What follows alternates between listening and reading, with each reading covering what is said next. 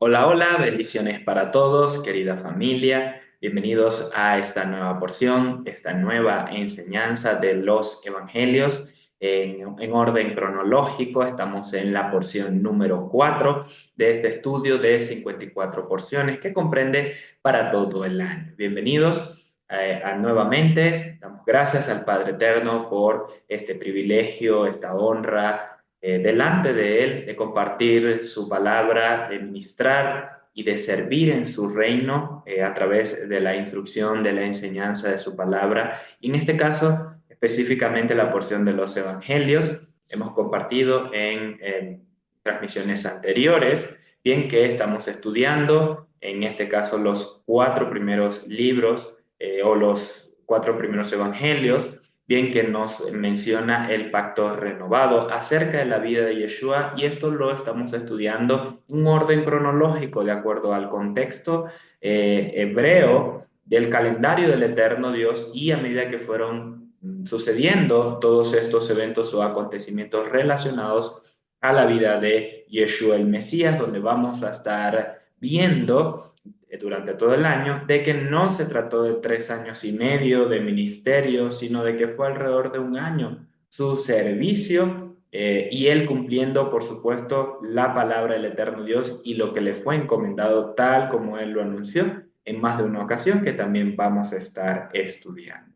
Entonces, un abrazo para todos, bienvenidos a todos los que se conectan con nosotros, están semana a semana en el estudio de los evangelios. Gracias también les damos a ustedes por compartir con nosotros estas enseñanzas y también les invitamos a suscribirse si no se ha suscrito al canal, darle like y compartirlo con las personas que también quisieran aprender mucho más acerca de los evangelios en un contexto cronológico, también fundamentándonos en lo que hemos estudiado durante varios siglos, todo lo que es la Torá y los profetas, y que encontramos mucho más sentido en los evangelios al conocer la Torá y los profetas, ya que no es un libro aparte, no es un testamento aparte, sino que es una continuidad de todo un plan que el eterno Dios trazó desde el principio, y que Yeshua es esa cúspide, es esa cereza del pastel, por decirlo de esa forma, dentro de ese plan de redención. Y en este estudio de los evangelios vemos cómo Él se manifiesta para cumplir un propósito en las fiestas de primavera, pero que tendrá también un cumplimiento de las fiestas de otoño en su segunda venida. Bien, vamos a compartir la pantalla para dar inicio a la enseñanza de esta semana. Bien, donde, repito, continuamos con el ciclo de 54 porciones, en esta ocasión la número 4, y vamos a continuar con el Evangelio de Marcos, capítulo 1, versos 12 y 13, Mateo 4, 1 al 11, Lucas 4, 1 al 13 y Juan 1, 19 al 51.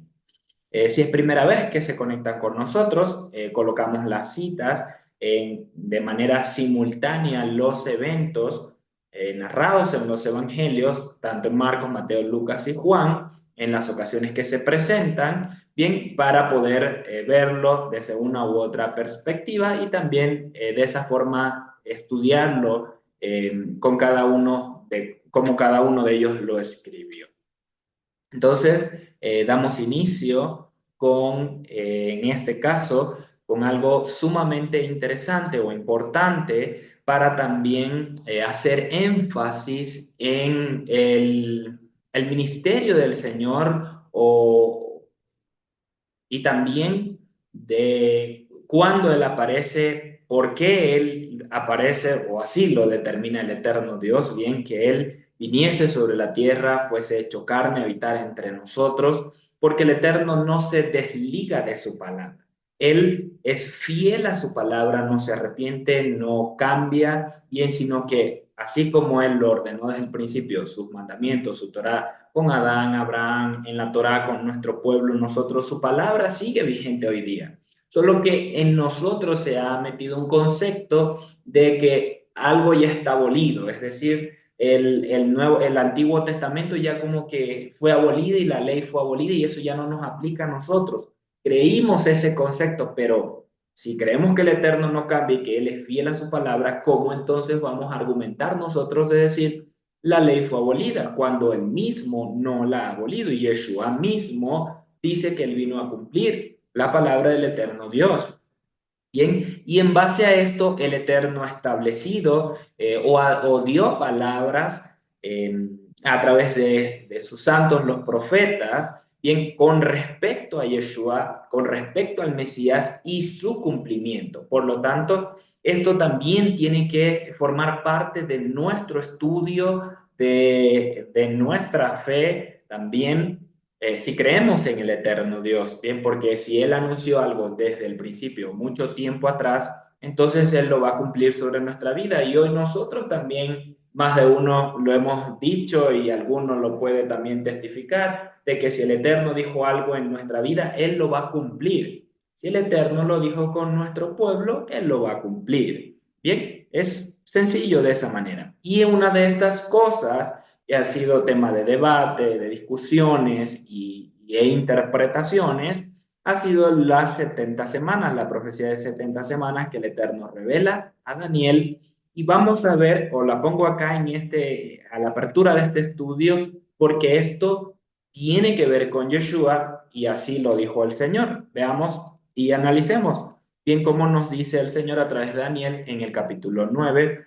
Les voy a poner las palabras acá exactas que vamos a estar revisando el día de hoy. Daniel 9, desde el verso 23, nos dice: al principio de tus ruegos fue dada la orden, y yo he venido para enseñártela, porque tú eres varón muy amado. Presta pues atención a la palabra y entiende la visión. Esto es versión textual, tercera edición, por si a alguno no le cuadra con la Reina Valera. Bien, esa es la versión textual. Dice: 70 semanas están determinadas sobre tu pueblo y sobre tu santa ciudad, para terminar la transgresión y poner fin al pecado, y expiar la iniquidad, para traer la justicia perdurable y sellar la visión y la profecía y ungir al santo de los santos. Bien, el versículo 24, en el capítulo 9 de Daniel, está el plan o lo que el Eterno ha determinado con nuestro pueblo, sobre tu pueblo y sobre tu santa ciudad. 70 semanas es lo que el Eterno de esa manera estableció dentro de esta visión y profecía, como nos dice, para sellar la visión y la profecía. Bien, estas 70 semanas van a traer que va a terminar la transgresión, va a poner fin al pecado, van a expiar la iniquidad y traer la justicia perdurable y ungir al santo de los santos. Esto está directamente relacionado con muchas de las profecías en los profetas acerca del Mesías, ese santo de los santos, ese que va a traer justicia perdurable, que va a hacer juicio, que va a poner fin al pecado, a la transgresión. Entonces, este es el plan del Eterno para nosotros, su pueblo, para su pueblo, y ahí estamos injertados nosotros.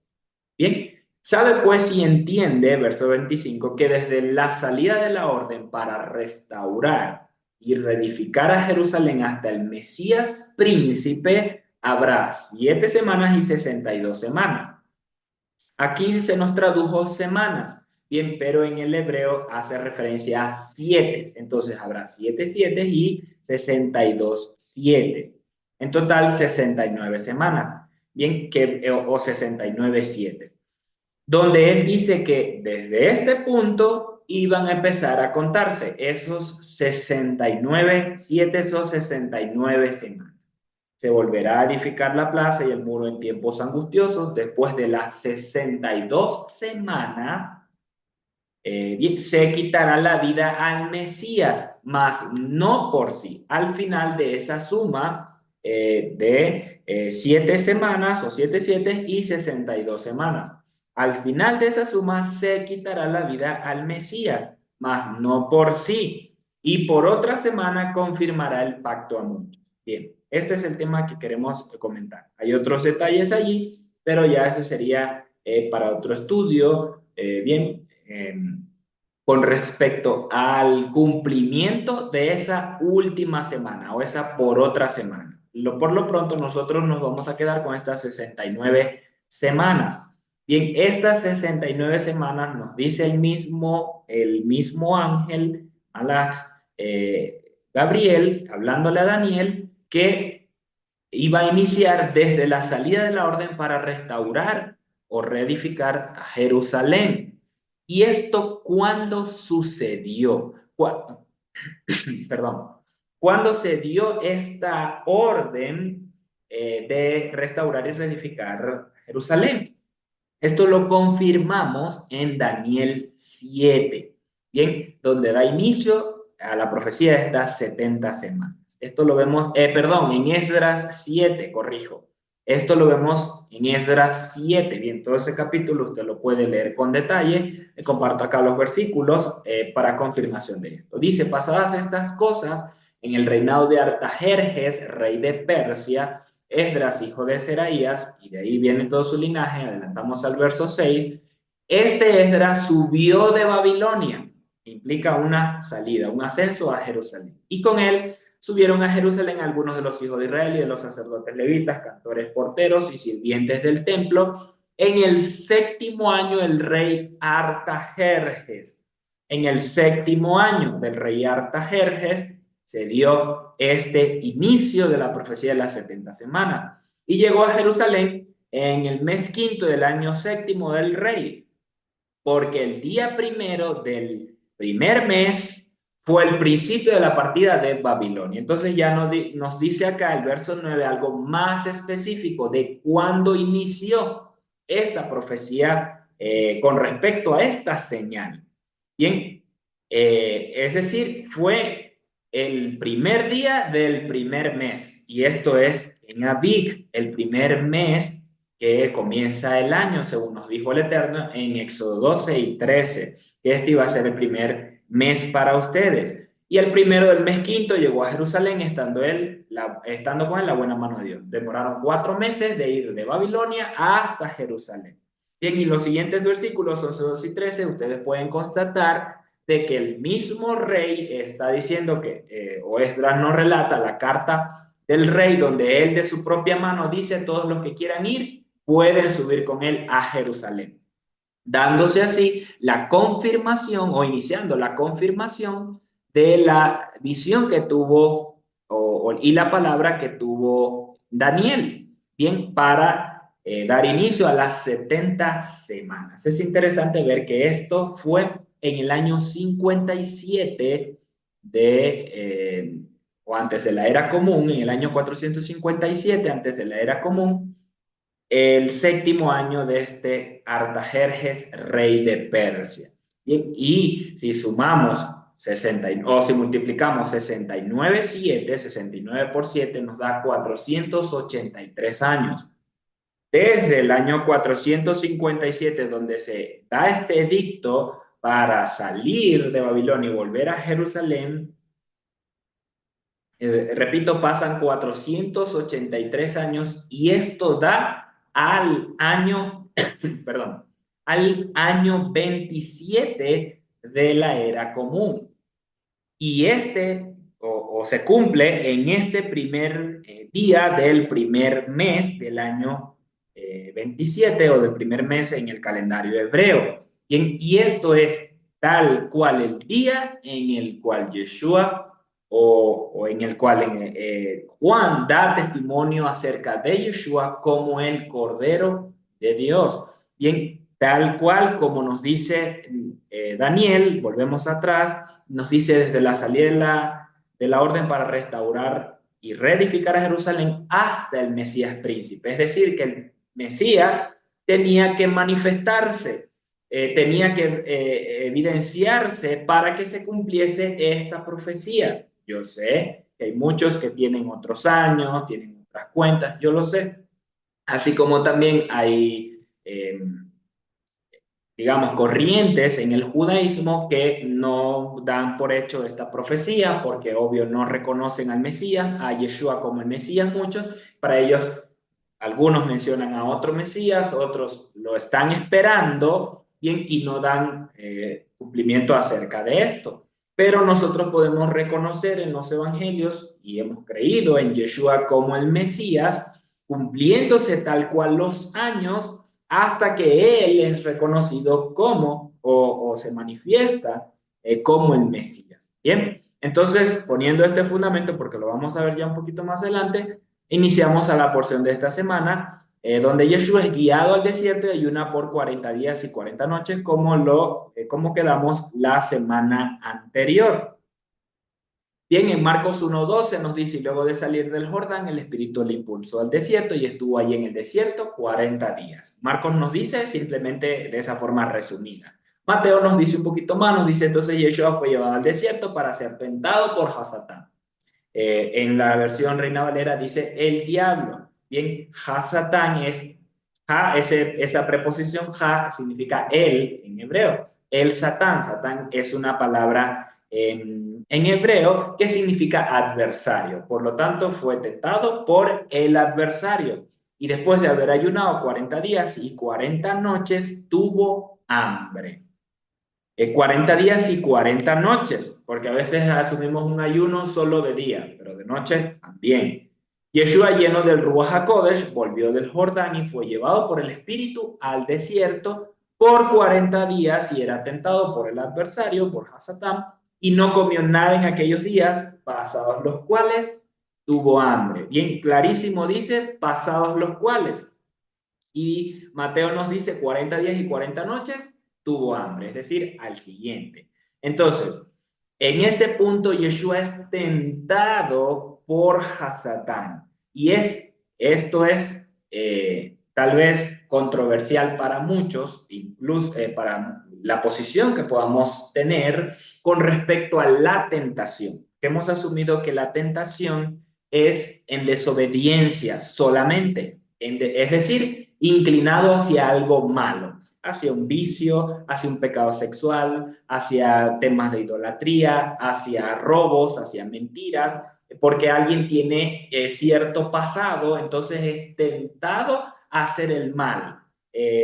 Como si fuese solo ese concepto de tentación, otro de tener una relación ilícita, infidelidades, entonces fue tentado por una mujer o por un hombre y pecó. Y como algo inclinado al mal o como hacia un pecado como tal.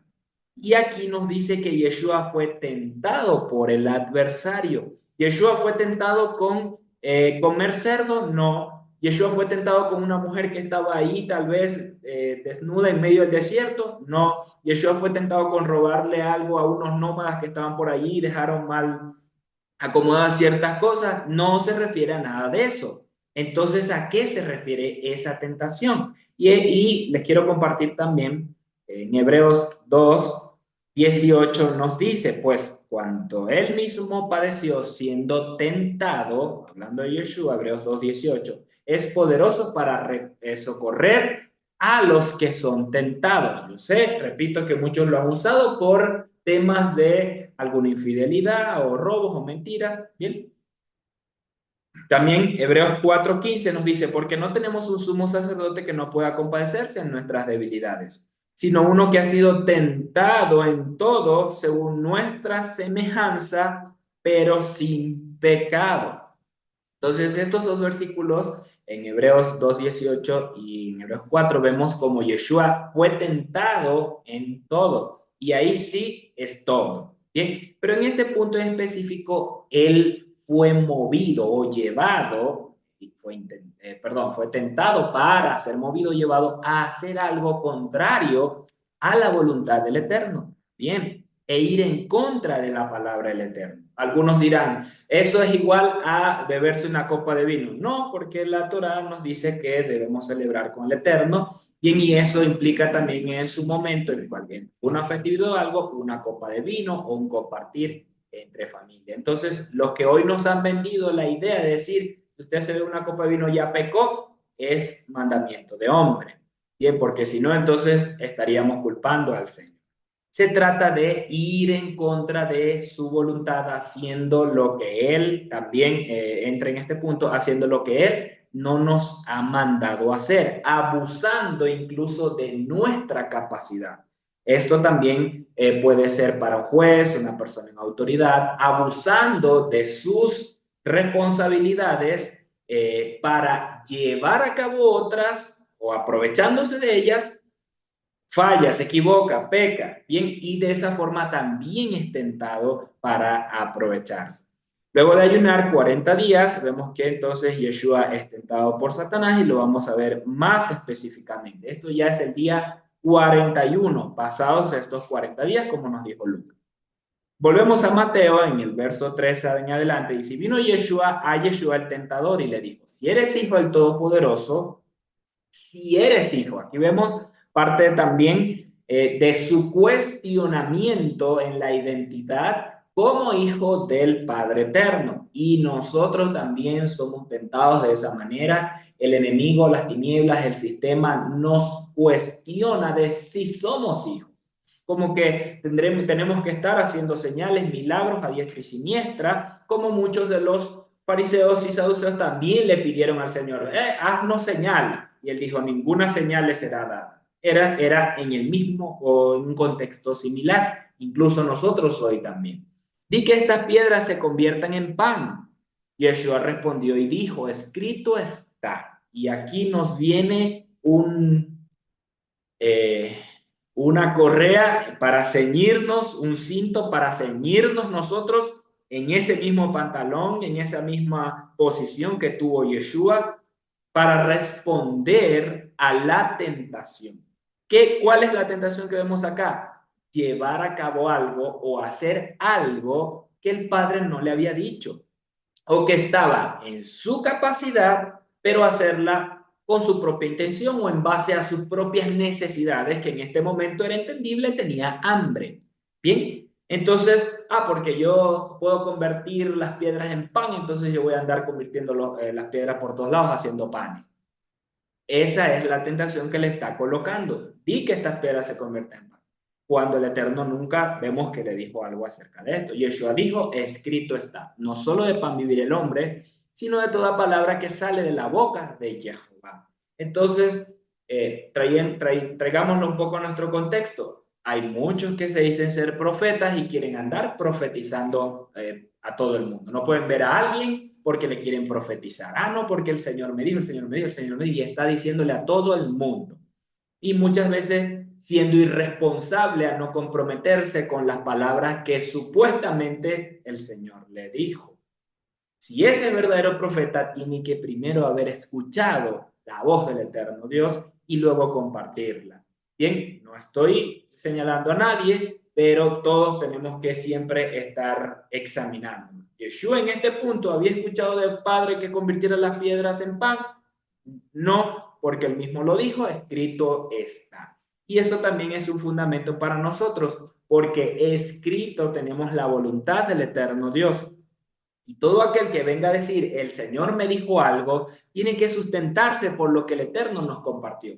Y no simplemente de algo que supuestamente recibió y que contradice la palabra. Bien, y esto lo digo con mucho cuidado para las personas que dicen ser profetas, pero que argumentan que la Torá ya fue abolida. Entonces, ¿cómo puede alguien recibir una palabra del Eterno y a la misma vez la palabra del Eterno fue abolida, diciéndolo de esa manera? Esto es para examinar.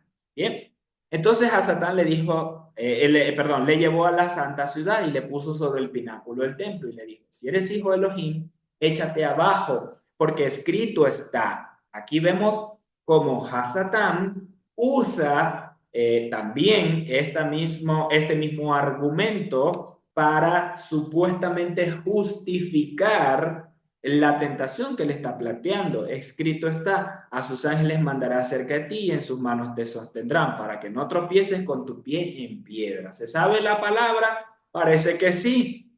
Entonces, si nosotros no nos sabemos la palabra, ¿cómo entonces vamos a responder al que sí se la sabe y que te quiere poner una trampa? Cuidado con esto, pueblo, estudiemos la palabra del eterno Dios. Y en vista de eso, nosotros hemos hecho un trabajo para buscar las raíces, el fundamento de nuestra fe que el Eterno nos ha dado a través de ciclos de años de estudio de 54 porciones, y es lo importante de conocer la Torá. Bien, Yeshua le dijo, escrito está también, no tentarás a Jehová tu Elohim. Y eso está en Deuteronomio 6:16.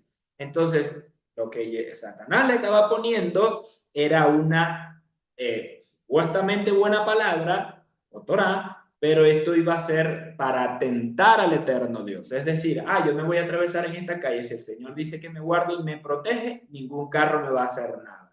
Yeshua le dijo, también escrito está también, no tentarás al Señor tu Dios. Otra vez le llevó a Satán a un monte muy alto, y este es muy importante. Y le mostró todos los reinos del mundo y la gloria de ellos. Y le dijo, todo esto te daré si postrado me adorares. Entonces Yeshua le dijo, vete Satán, porque escrito está, a Jehová tu Elohim adorarás y a él solo servirás.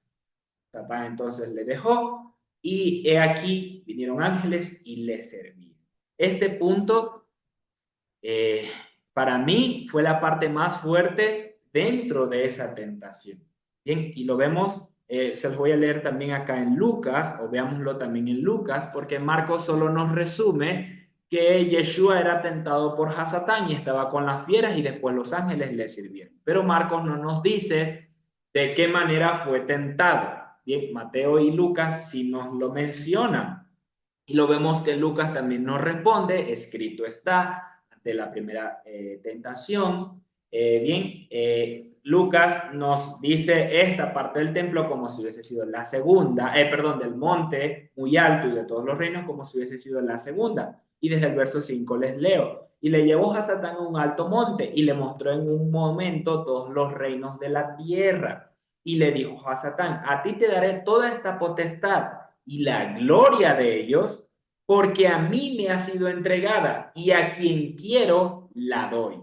Satanás le estaba diciendo estas cosas. Con una condición nos agrega Lucas, si postrado me adorares, todos serán tuyos, todos serán tuyos. Bien, ¿y por qué este punto es importante? Porque muchos se han postrado hoy para adorar a Satanás. Satanás se puede mover sobre la tierra. Bien, él se puede mover. Acá lo vemos cuando se le aparece a Yeshua. Y hoy él le ha ofrecido parte de estos reinos, supuestamente, cediendo su supuesta autoridad a muchos para tener ellos ese poder, ese control. Bien, entonces nuevamente veamos la figura. Él le muestra todos los reinos. ¿Qué reinos? No eran el reino animal, el reino vegetal, no era con respecto a la naturaleza, sino ciertamente reinos, tronos, potestades, autoridades, gobiernos, imperios que estaban sobre la tierra y que aún hoy hay muchos que están sobre la tierra, aun cuando supuestamente no tengan una corona y no sea igual como lo hemos visto en la historia. Pero siguen estando allí y Satanás ha cedido, digámoslo que entre comillas, ha cedido de esos reinos a muchos que le adoran, que le reconocen. Y claro, en un punto las personas dicen, los satanistas que se visten de negro y andan por aquí por allá haciendo hechizos y qué sé yo, y sangre y no sé qué. Pero no solo pueden ser esos, sino personas que se encuentran gobernando lugares, imponiéndose sobre otros, y lo vemos hoy de una u otra manera. Repito, ya no como en aquel contexto, porque hoy las cosas han cambiado. Hoy muchos oprimen a través de dineros o de contratos o de acuerdos. Bien, al sistema financiero oprime a muchos sobre la tierra. Se ha ido modificando el sistema de opresión que las naciones ejercían en antaño a como hoy tenemos hoy, a como hoy lo vemos. Pero igual, de hecho, Pablo nos dice en 2 Corintios, si no me falla la memoria, acerca del enemigo como el Dios de este siglo, y reconociendo que existen imperios sobre la tierra y estos son gobernados a través de Satanás por medio de muchos. Bien, Yeshua en este punto no es que le está diciendo, eso es mentira, tú no tienes ningún reino. Yeshua no está cuestionando eso. Bien, no está cuestionando los imperios que él había levantado sobre la tierra, él simplemente está siguiendo la voluntad del Padre Eterno. Ahora, él supuestamente sobre todos estos reinos que dijo, es porque a mí me ha sido entregado, esto se lo dio el Señor firmado legalmente. Desde mi punto de vista, no, porque Adán, el Señor sí le dio toda la autoridad a Adán. Desde el principio, Él le entrega toda la autoridad. Bien, solo que Adán peca, él falla, él cae de esa posición y queda ese lugar vacío. El enemigo o Satanás se posiciona o se aprovecha de ese lugar vacío para imponer su supuesta autoridad. Pero esto como un imperio dividiendo esos reinos sobre la tierra. Bien, entonces sí, él tiene esa supuesta autoridad porque el espacio estuvo vacío, pero él es ilegal, él puede ser despojado. Si yo quiero, voy y le quito todo, es que no depende de mí, sino que de lo que el Eterno nos diga que hagamos, tal como lo está haciendo con Yeshua. Él no le está cuestionando aquello, es su supuesta autoridad, pero él está haciendo lo que el Eterno lo mandó a hacer en su momento. Él va a venir y cuando venga en su segunda venida, ahí sí va a aplastar las naciones, a gobernar las naciones con vara de hierro, los va a lanzar en el lagar de su ira y va a desmenuzar las naciones. Ahí sí lo va a hacer, en esa segunda venida. Hoy entonces nosotros tenemos que andar por todos lados gritándole a uno y a otro de los cuatro vientos porque yo tengo la autoridad supuestamente porque a mí se me ocurrió. No es porque a nosotros se nos ocurrió, es porque el eterno Dios nos envíe. Bien, porque sí, a Yeshua nos dice la palabra que él fue sentado en lugares celestiales, bien, y él como cabeza y como autoridad y se le entregó todo, la tierra, el dominio debajo de sus pies y a nosotros nos puso como por cabeza. Bien, esto es cierto porque él despojó de la autoridad que Satanás tenía sobre nosotros, pero eso no lo vemos hoy para que nosotros andemos a nuestra propia voluntad, sino de acuerdo a cómo el Eterno dirija. Porque si el reino estuviese establecido, entonces hoy fuese otra historia, pero aún el reino no está establecido. Hay momentos en que somos enviados a ciertos lugares con el respaldo o esa autorización o esa palabra del eterno Dios para de confirmación para una palabra o algo que Él nos haya enviado, sí es cierto, pero hay otros que a lo mejor de su propia voluntad quieren hacer algo y no es parte del plan del eterno Dios.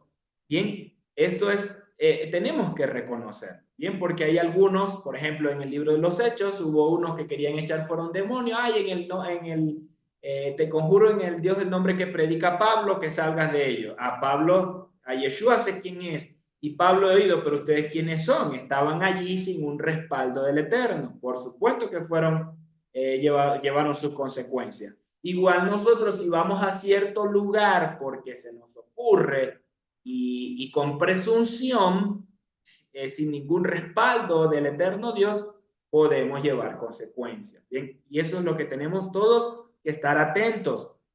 ¿Qué nos encomienda hoy el eterno Dios? ¿Qué tenemos que hacer? Y en medio de toda esa asignación, téngalo por seguro que seguro el eterno Dios no lo va a dejar avergonzar. Bien, avanzamos. Continuamos con Lucas. Dice, si eres hijo del Todopoderoso, échate abajo porque escrito está, sus ángeles estarán cerca de ti. Bien, la misma tentación. En Lucas parece que estaba una primero, a diferencia de Mateo, pero son las mismas. Y cuando Satán hubo acabado toda la tentación, se apartó de él por un tiempo, nos dice Lucas. Bien, repito, Yeshua le cita también, Deuteronomio 6:16, no tentarás al Señor. Avanzamos ahora con la continuación acerca de esto. Bien, porque ahora Johanan testifica ante los Coanín y levitas enviados por los fariseos. Comentábamos en la porción anterior, para hacer una diferencia y no confundirnos, Johanan es el hijo de Zacarías, el que es conocido como Juan el Bautista, y cuando mencionemos Juan, estamos hablando del discípulo, el escritor del Evangelio, para hacer esa diferencia, aun cuando ambos se llamaban Johanan en hebreo. Ese es el nombre en hebreo de Juan.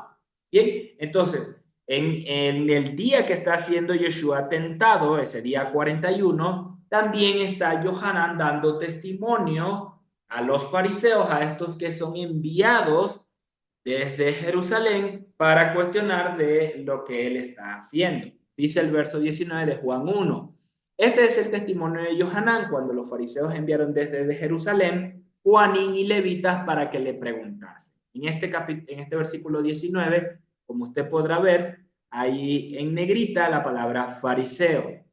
Si usted revisa en su Reina Valera, va a encontrar que dice judíos. Entonces, en la Reina Valera tenemos la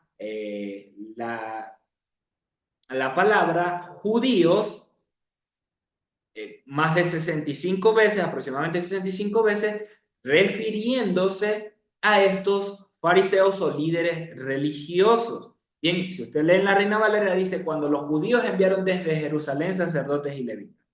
Pero con esta traducción, realmente se genera un sentimiento antisemita o antijudío. Como decir, todo el tiempo los judíos le tenían el hambre al Señor o la tenían agarrada con el Señor.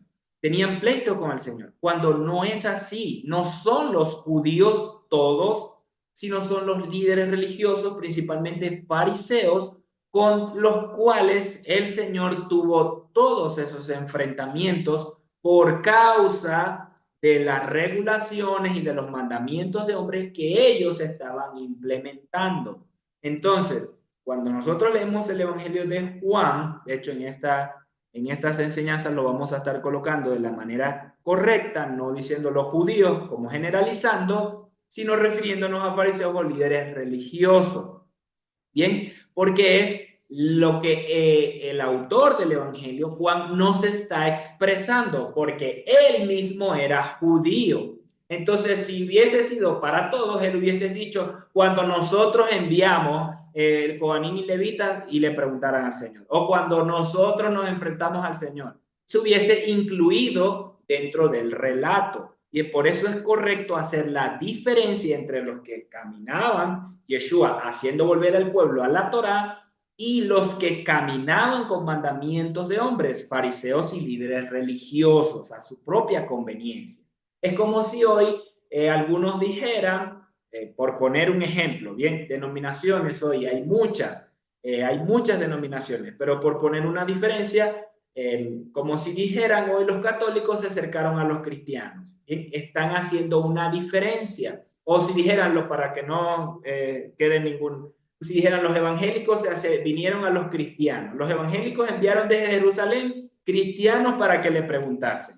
Bien, es a lo que quiere decir Juan en su relato. No se refiere entonces a todos los judíos en general, sino a estos líderes religiosos. Bien, espero haberme explicado. Este es el testimonio de Johanán cuando los fariseos enviaron desde Jerusalén Juanín y Levita para que le preguntasen, ¿tú quién eres? Confesó y no negó, sino que confesó, yo no soy el Mesías, porque era la expectativa mayor que tenía el pueblo. Esperaban al Mesías. Le preguntaron, ¿qué pues? ¿Eres tú Elías? Porque esto me surge, ¿por qué le preguntan que si era Elías? Bien, ¿y dónde vemos esto? O en base a la interpretación o la posición que ellos tenían de la Torá y los profetas, ellos esperaban al libertador o a este Mesías, a este ungido con aceite, bien para libertarlos, para librarlos y que se cumpliesen todas las palabras proféticas. Sin embargo, en Malaquías 4:5 encontramos una que nos dice, he aquí, yo os envío al profeta Elías antes que venga el día de Jehová, grande y terrible. Este día de Jehová, la porción anterior, compartíamos acerca del día de la ira, como el Eterno hablaba de este día terrible, grande y terrible. Las profecías hacen referencia al Mesías llevando a cabo este juicio o este día de la ira. Bien, pero dice Malaquías 4:5 que antes de este día él enviaría al profeta Elías. Por eso le dicen, eres tú Elías, habiendo negado que no era el Mesías. Dijo, no soy Elías. Le preguntaron nuevamente, ¿eres tú el profeta? ¿A qué profeta se están refiriendo? Más de una vez también hemos compartido, Deuteronomio 18, 15 al 18, nos dice el Eterno a través de Moisés que Él nos levantaría un profeta como Moisés a quien nosotros teníamos que escuchar. Y si no lo escuchábamos, se nos iba a hacer una investigación, un juicio para ver si hemos o no guardado su palabra. Y de este profeta le están cuestionando, le están preguntando. En este punto podemos también nosotros entender de que el pueblo no estaba seguro bien si el Mesías y el profeta eran uno solo o si eran dos. De hecho, hoy incluso hay en el judaísmo siguen estando las mismas posiciones de si el Mesías es uno y el profeta es otro, que muchos se inclinan en esa interpretación, o si los dos eran la misma persona. Bien, ellos están haciendo todas las preguntas para ver si la pegan. Y respondió, no. Le dijeron, pues, ¿quién eres entonces? Para que demos respuesta a lo que nos enviaron. ¿Qué dices de ti mismo? Johanan proclama Isaías 43, como lo compartíamos en la porción anterior. Yo soy la voz de uno que clama en el desierto, enderezad el camino de Jehová, como dijo el profeta Isaías. Y el verso 24 nos confirma estos líderes religiosos. Y los que habían sido enviados eran de los fariseos. Y esto se lo digo porque si usted lee en la Reina Valera, el verso 19 dice, cuando los judíos enviaron desde Jerusalén. Y el verso 24 nos dice, ¿quiénes eran estos? Judíos. Y los que habían sido enviados eran de los fariseos. Bien, porque el Sanedrín, compuesto por fariseos, saduceos, bien, en su mayoría eran esos líderes religiosos que gobernaban sobre la nación. Y estos tenían todas unas regulaciones para que todo el pueblo se sujetase a ellas. Y esa era la carga que no podían llevar. Por eso viene el verso 25, le preguntaron y le dijeron, ¿por qué pues haces tevilá? Si tú no eres el Mesías, ni Elías, ni el profeta. Es decir, tú no estás autorizado para romper las regulaciones y los mandamientos que se tiene en el pueblo por estos fariseos, por este Sanedrín. Está muy claro. Bien, y es lo que hoy nosotros tenemos también, muchas regulaciones, mandamientos de hombres, posiciones, interpretaciones en base a denominaciones de cómo uno tiene que ser o hacer. Y hoy tenemos que reconocer que hay muchísimas más que lo que había en aquel tiempo y que Yeshua estuvo enfrentando en cada momento que se menciona en esto. Bien, es decir, que si hoy Yeshua apareciera, muchos van a tener que romper muchas de sus tradiciones en sus denominaciones. Johanán le respondió diciendo, yo hago tevilá en agua, mas en medio de vosotros está uno a quien vosotros no conocéis. Bien, en este punto todos hemos visto como que si en este momento Yeshua viene a bautizarse, pero no es así lo correcto. Es como lo hemos venido compartiendo, Yeshua estaba en el desierto, ya él había hecho tevilá, haciendo separación de su anterior vida a lo que iba a cumplir ahora. Bien, y en este punto Juan, ya habiéndolo identificado, le dice estas palabras, más testificando acerca de él, más en medio de vosotros está uno a quien no conocéis. Bien, él dando testimonio frente a estos sacerdotes, o Juanín y Levín. Continuamos y nos dice, este es el que viene después de mí, el que es antes de mí, del cual yo no soy digno de desatar la correa del calzado. Estas cosas sucedieron en Beit Abará, al otro lado del Jordán, donde Johanán estaba haciendo tevilá. Este lugar, Beit Abará, es el lugar de donde inicia el río Jordán al sur del mar de Galilea. Y en este mismo lugar sale en Jueces 7, cuando muchos del pueblo mataron a muchos de Efraín porque no sabían pronunciar una palabra, y estos de Efraín traicionaron al pueblo, no los ayudaron cuando les hicieron un llamado de ayuda para luchar contra los hijos de Amón. Eso está en Jueces 7 en el tiempo de Jefté.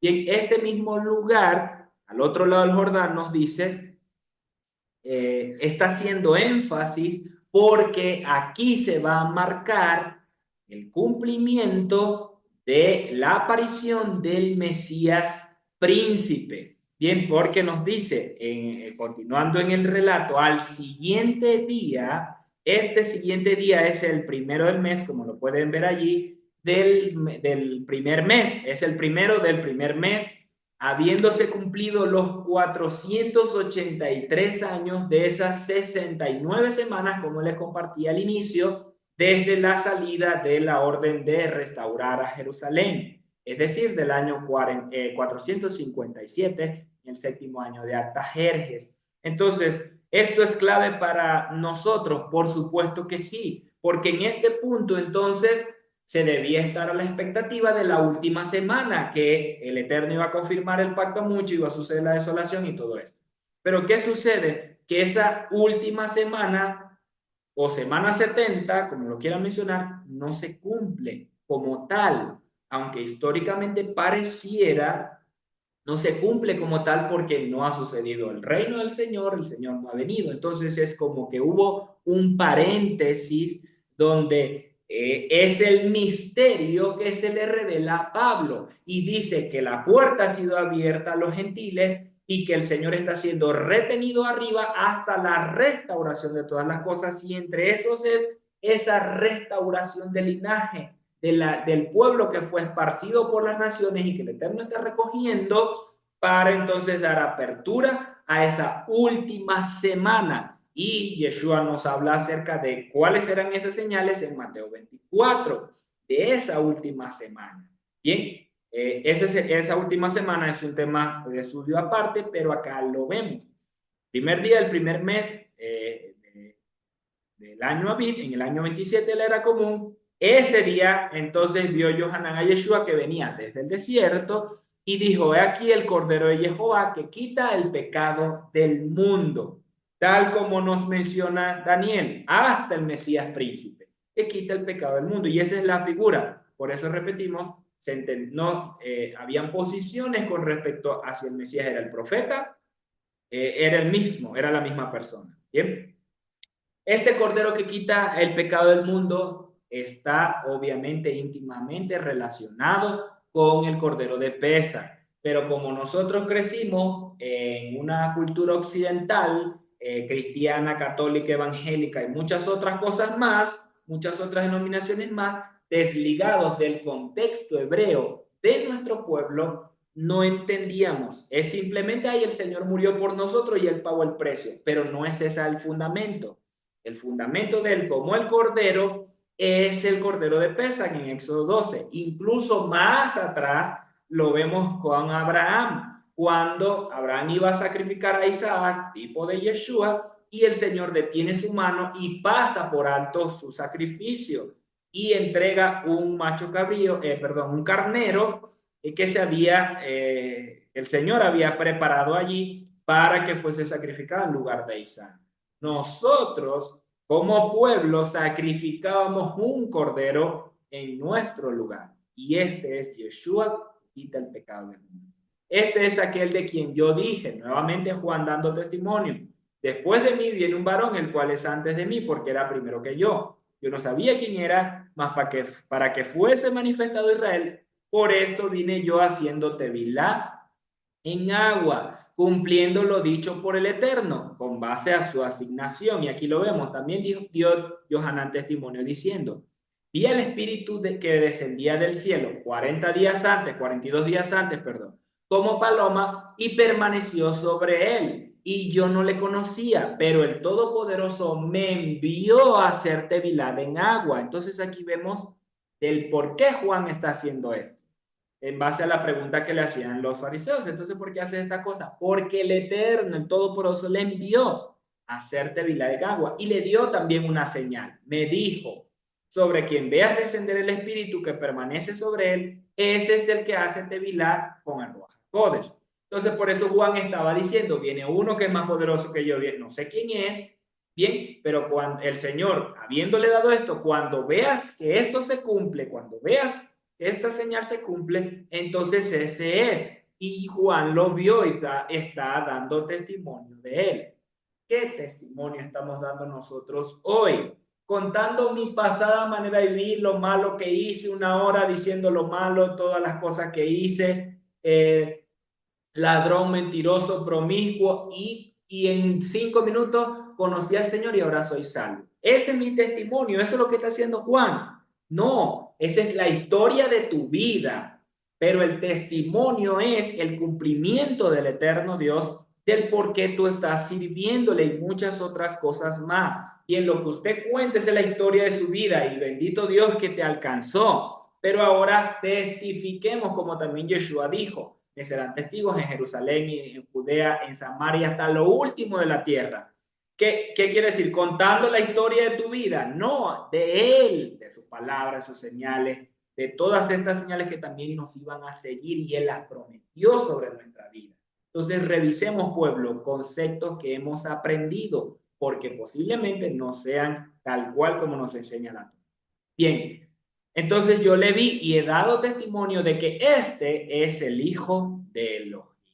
Bien, seguimos. Al siguiente día otra vez estaba Yohanan y dos de sus discípulos, tal cual el relato nos está pasando un día a otro. Y mirando a Yeshua que andaba por allí, seguían ahí en Beit Bará, al otro lado del Jordán, dijo, he aquí el Cordero de Jehová. Le oyeron hablar los discípulos, porque habían escuchado su testimonio y por eso Juan nos está relatando acerca de esto. Juan es el que nos menciona estos acontecimientos que vienen ahora en su vida. Y inmediatamente siguieron a Yeshua y volviéndose estos dos discípulos y volviéndose Yeshua y viendo que le seguían les dijo, ¿qué buscáis? Ellos le dijeron, Rabí, ¿dónde moras? Vamos a ver en los siguientes versículos que uno de ellos es Andrés y como nos menciona Juan acá en el Evangelio, él era ese otro discípulo. Entonces Andrés y Juan eran discípulos de Johanán, hijo de Zacarías. Y como él les dice aquí el Cordero de Dios, entonces ellos empiezan a seguirle. Bien, Rabí, ¿dónde moras? Es interesante también, por eso les coloco acá en negrita este término, Rabí, porque ahora vemos en el versículo que Yeshua no les increpó del por qué le llamaban rabí. Él no les respondió, ¿por qué me dicen rabí? No, este era un título que no significa maestro y si usted lee en la Reina Valera, no, es una nota en paréntesis, no es el texto original, sino que es una nota agregada en la versión griega para entender a los lectores en griego que dice rabí que significa maestro, cuando no es cierto, rabí significa grande y es un título de nobleza que se pusieron entre los líderes fariseos y saduceos dentro de su estructura para que le tuviesen esa reverencia. Pero Yeshua nos prohíbe, y lo vamos a ver más adelante, que nos llamemos unos a otros rabí o que te llamen rabí, porque Él es el único grande. Y en este punto lo confirmamos porque Yeshua no les impide ni los regaña porque le llamen rabí. Bien, entonces si a él se acepta ese título de grande, porque nosotros no tenemos que hacer igual a él. Y porque él es el eterno, Yeshua es el Adón. Y el Adón es todopoderoso. Entonces nosotros no vamos a querer hacer con el mismo título de todopoderoso. No. Yeshua mismo dijo, ustedes son hermanos, ustedes son iguales. Hay un respeto que nosotros tenemos hacia nuestros hermanos, por supuesto que sí, hacia los que enseñan la Torá, por supuesto que sí, hacia nuestros padres, por supuesto que hay un respeto. Pero en este punto es un título para llamarte grande, para ponerte por encima de otros. Bien, que nosotros tenemos que evitar. Sea rabí o sea cualquier otro título, porque hoy también, aprovechándose de apóstol, profeta, pastor, evangelista y maestro, han usado eso también para ponerse por encima de otros, llamándose. Yo me llamo el pastor Gabriel. A ver, la carta de nacimiento no dice pastor, el acta de nacimiento no dice pastor Gabriel. Bien, es muchos que han adoptado de esa manera también un título que tienen que llamarlo así si no lo ofenden. Cuidado con esto, pues. Les dijo, venid y ved, fueron y vieron donde moraba y se quedaron con él aquel día, porque era como la hora décima. Andrés, hermano de Simón, era uno de los discípulos que habían oído a Johanán. Bien, aquí nos confirma que era uno. Y habían seguido a Yeshua. Este halló primero a su hermano Simón y le dijo, hemos hallado al Mesías. Y si usted lee en la Reina Valera también, dice que traducido es el Cristo. Esa es una nota griega también, una nota en el griego agregado para que lo pudiesen entender. Bien, porque Mesías es una palabra en hebreo y Cristo viene del hebreo, perdón, del griego crestes, que significa untar con grasa, y algunos usaban grasa de cerdo, porque Mesías, Mashiach, significa untar con aceite o ungir con aceite. Es la figura que se hacía no solo con el sumo sacerdote, los sacerdotes, sino también con los reyes en Israel, es decir, que todos los reyes en Israel fueron Mesías y por el mismo sentido de la palabra, que fueron ungidos con aceite. Yeshua fue ungido con aceite, ¿sí?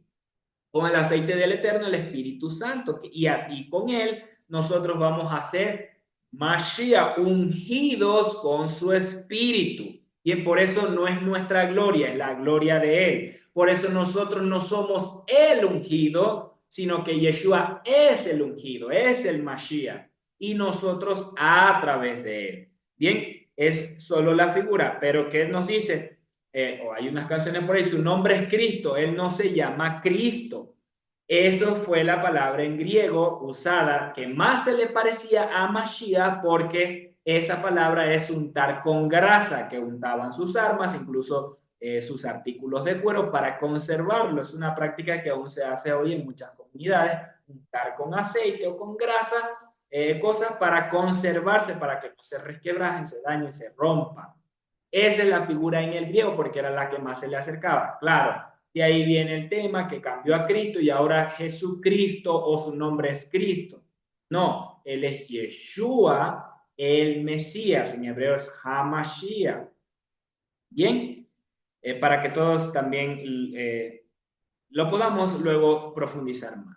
Y le trajo a Yeshua, mirándole a Yeshua, dijo, tú eres Shimón, hijo de Jonás, tú serás llamado Kefa. Bien, eso también, también hay una nota en la versión Reina Valera, que este es Pedro, claro, pero en el griego es Petros, y por eso se tradujo luego Pedro. Pero esta era una palabra en arameo, kefa. En ese momento se hablaba tanto en arameo como en hebreo, era una lengua común, no es que ellos hablaban siempre en griego. Imagínense a Yeshua y diciéndole a ellos, él va a ser llamado Petros, que en el griego significa piedra, ¿oyeron? No era así. O igual como decir, rabí, que rabí significa maestro, pero si ellos se conocían, ellos se entendían, no había necesidad de explicarle. Por eso estas notas están agregadas en el Evangelio de Juan. Esta palabra kefa o cefas, que es como está en la Reina Valera, es aramea y esta viene o significa igual que en hebreo, even, que significa piedra. Solo que al griego se decía Petros y de ahí viene el Pedro o el nombre Pedro. Entonces, nos dice luego que al siguiente día, luego de conocerse o de cambiarle el nombre, de ponerle también este nombre a Simón, hijo de Jonás, al siguiente día se encuentra con Felipe y ahí se van ahora a Bethsaida. Dice que Yeshua quiso ir a Galilea y halló a Felipe y le dijo, sígueme, ya vamos a terminar. Felipe era de Bethsaida, la ciudad de Andrés y Pedro o Kefa. Felipe halló a Natanael y le dijo, hemos hallado a aquel de quien escribió Moisés en la Torá, así como los profetas, a Yeshua, el hijo de Yosef, o el hijo de José, de Nazaret. Bien, en este punto, tal vez usted también haya escuchado Yeshua, hijo de David, y Yeshua, hijo de David, de José, o Mesías ben David, hijo de David, o Mesías de Yosef. Esta interpretación o esto recibido de el judaísmo o de nuestros antepasados en el judaísmo, bien, era una interpretación que había con respecto a la función del Mesías o cómo éste iba a aparecer. Si aparecía como el hijo de David, el rey, el libertador, el que los iba a librar, o si aparecía como el hijo de José, es decir, como la figura de José, el hijo de Jacob que fue a Egipto, que pasó por una etapa de servidumbre, bien, no de su papá en este punto. es para hacer la diferencia. Y el Mesías, hijo de José, el hijo de Jacob que fue a Egipto y que estuvo de un tiempo de siervo, así también el Mesías podía aparecer como un siervo para servir. Y esa era la figura que se tenía. Algunos no la apoyaban en el judaísmo, pero ciertamente esto se cumplió en Isaías 53, porque Yeshua él mismo dice, yo vine para servir y no para ser servido. Pero luego, en su segunda venida, él va a aparecer para reinar, para juzgar con vara de hierro las naciones. Entonces, ¿era correcta la interpretación del judaísmo de ese momento, de esas dos funciones? Sí, era correcto. Por eso no podemos tampoco señalar, juzgar, condenar a nuestros hermanos, no solo porque sean hermanos, sino también porque ellos han conservado la Torá y mucho, bien, ellos tienen muchas cosas buenas, hay otras tienen suposiciones, como usted también puede decir, de las denominaciones que hay hoy en día. Bien, para no seguir ahí. El día siguiente, entonces, como mencionábamos, se encuentra con Felipe y con se viaja con Felipe a Bethsaida y se encuentra con Natanael. Bien, continuamos. Natanael le dijo, de Nazaret puede salir algo bueno. Le dijo Felipe, ven y ve. Cuando Yeshua vio a Natanael que se le acercaba, dijo de él, he aquí un verdadero israelita en quien no hay engaño. Impresionante estas palabras, porque de alguna forma él está revelando parte de su vida o algo acerca de su vida. Le dijo, y son estas dos frases o dos señales, como no sé cómo lo pueda tomar, bien, acerca de Natanael, que a él le confirma su identidad como el Mesías. Le dijo Natanael, ¿de dónde me conoces? Respondió Yeshua y le dijo, antes que Felipe te llamara, cuando estabas debajo de la higuera, te vi. Dos frases le dice. Bien, en este punto ahora, antes que te llamara, cuando estabas allí te vi. Pudo haber sido en ese momento que él estaba acostado, sentado, no sé, debajo de una higuera. Pudo haber sido un evento anterior que formó parte trascendental de su vida o algo sucedió en él. O pudo haber algo relacionado con respecto a la higuera en su vida que él identificó, fue una confirmación en su vida de que nadie se lo pudo haber contado. Bien, por eso estas dos frases le confirman a él y le responde Rabí, y nuevamente le da el título grande, y tú eres el hijo de Elohim, tú eres el rey de Israel, el Mesías en sus palabras. Bien, Yeshua le dijo, porque te dije, te vi debajo de la higuera, ¿crees? Y a veces nosotros en este punto, a veces tantas cosas que nos dice el Señor nos ha llegado a decir y aún no creemos.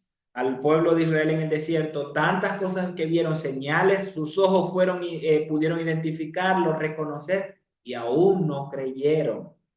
Y nos hemos encontrado en esa misma manera. Vemos señales del Eterno en nuestra vida y muchas veces no creemos porque uno tiene un título, un nombre, una posición, una denominación, juzgando de esa manera. Y ahí es donde todos tenemos que examinarnos cada día más y clamar para que el Eterno abra nuestros ojos para reconocer sus señales. Porque en este punto, con solo estas dos palabras, este creyó. Y a nosotros, ¿cuántas nos han dado para poder creer o incluso avanzar en eso, en esa palabra? Varias. Entonces, es un ejemplo también para que nosotros podamos tomarlo en cuenta. Cosas mayores que esta verás. Verdad os digo, de aquí en adelante veréis el cielo abierto y a los ángeles de Elohim que suben y descienden sobre el Hijo del Hombre. Sobre el Hijo del Hombre. Bien, en este punto, verdad os digo, le menciono acá para culminar, en la Reina Valera dice, de cierto, os digo. Ese de cierto es una figura gramatical que implica un énfasis, que le aporta un énfasis o incluso el tono de la pronunciación con respecto al contexto del tiempo. Es como un grito también. Es similar a cuando en Mateo 7 el Señor les dice, apartados de mí, nunca os conocí. hacedores de maldad. Y dice que en aquel momento le dirán, Señor, Señor, si en tu nombre echamos fuera demonios.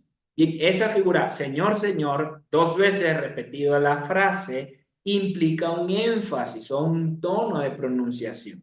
Por eso, en Isaías también encontramos cuando nos dice acerca del Señor que Él es santo, santo, santo.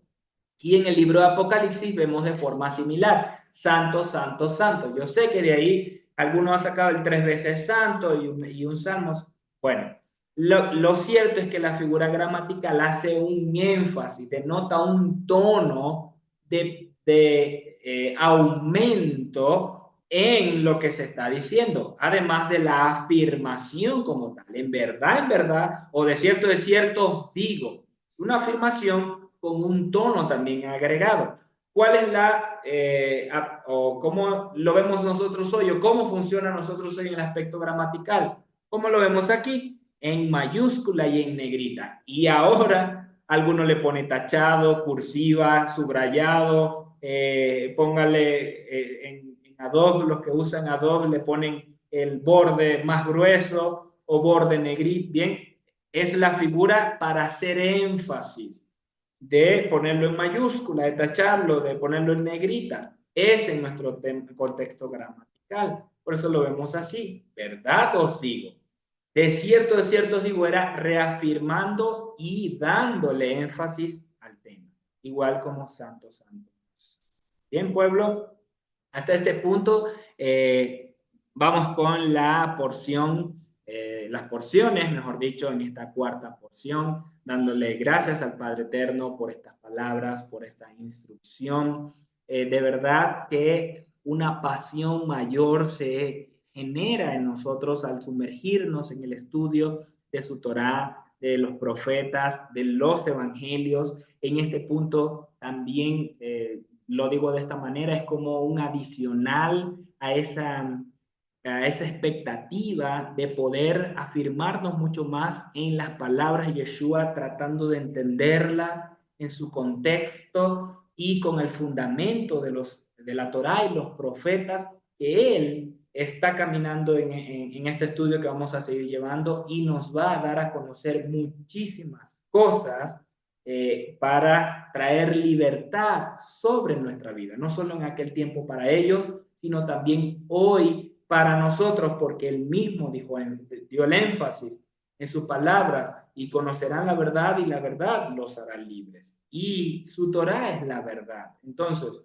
él mismo también dijo que sus palabras, que cielo y tierra pasarían, pero sus palabras no pasarán. Entonces, ¿cómo es posible que esté abolido lo anterior? No, eso ha sido un fundamento dentro del plan de redención, donde ahora lo vemos a través de la vida de Yeshua. Bien, familia, un abrazo para todas las personas que se conectaron con nosotros en esta enseñanza, en esta transmisión. Damos gracias nuevamente al Padre Eterno por sus vidas y que estas palabras puedan hallar cabida en ustedes, afirmándolos sobre la instrucción del Eterno Dios y conduciéndolos cada día más en su reverencia y en su justicia. Shabbat Shalom para todos y nos vemos en una próxima porción.